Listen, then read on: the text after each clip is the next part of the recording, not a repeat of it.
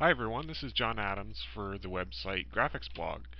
Today I'm going to show you how to do this neat little lost reflection trick, and it's actually pretty easy. So let's just get started here. I'm going to open a new file here. So we'll just create a new file, and I usually go about 1,572 pixels per inch for the web and white transparent background. We could adjust, we could crop the image later. It doesn't really matter about the initial size. So create that, and it's at 100%, which I like to use just so I'll know what it looks like when it's finally designed. Okay, just to let you know, I'm using Fireworks 8 here. It's an older version.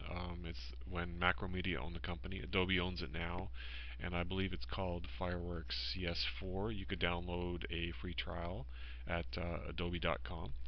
Okay, so we'll go to the text tool here, and I have the text set to Arial Black, about 88, or let's try 100 here. And we'll go on the screen here and just put lost. It's set at white, so we're going to change the color to black. Okay, just center that a little bit. Um, okay, how a reflection is done is you make a copy of it, invert it, and then you use the masking feature in Fireworks. So I'm just going to copy the text there. So edit, copy, edit, paste, and I'm just going to bump it down, be able to see it a little bit better. And go to modify, transform, flip vertical, and we're just going to bump it down until we get just a little bit below the initial text up top. Okay, now we're going to go over to the mask tool here, and we're going to do a fill in the mask. So we're going to go over to the paint bucket tool and change it to the gradient tool. I want a linear fill, and we're going to adjust the initial color here to white and the final color to black. You'll notice it's inverted. That's because it's being used as a mask. So what you want to do is go onto your text just a little bit on the bottom there. Hit your shift key to keep it aligned. Come up. Actually, I did it in reverse, so we'll come down this way. And that's about right. We could adjust that now by going to the layers, that layer, and adjust the transparency. We're going to bump it down until we get just this part disappearing here. So I don't know, we'll try 30% there. That looks about right. Okay. Now that I have the text all reflected here, sometimes what I like to do is add a skyline on it, like it's shown right here, right there, to just enhance the effect a little bit more. So how you do that is you go to your gradient tool here, and actually we're going to put solid first. So paint bucket, we'll say solid, and I have it set to blue.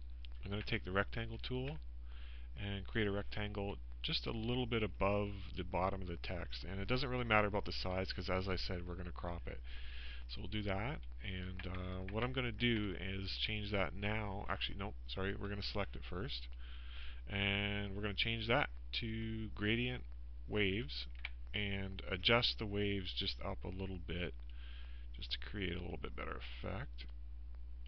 Get that. Okay, now we're going to bump the transparency that down to probably about 20 or so, and we're going to throw that behind all the layers and put it behind everything, so we have that now. And then one of the last things I like to do, and you have to have the filter to do this, is to put a little bit of a drop shadow on the lost text itself. So select your lost text filters, and I use Alien Skin Eye Candy 5, and let me see, Impact, and Perspective Shadow. And we'll have to change it to a bitmap, so change it to a bitmap. And I just adjust it just a little bit there, probably around the line where the sky ends there, so or where the sky begins. So we'll just put that there, and we have that. Now we just have to crop everything. So I'm gonna just select all these layers here and merge them all down, flatten the image. I'm gonna take the marquee tool, just surround where we want to crop, go to Edit, Crop Document, and there you go. That's how you do the lost reflection.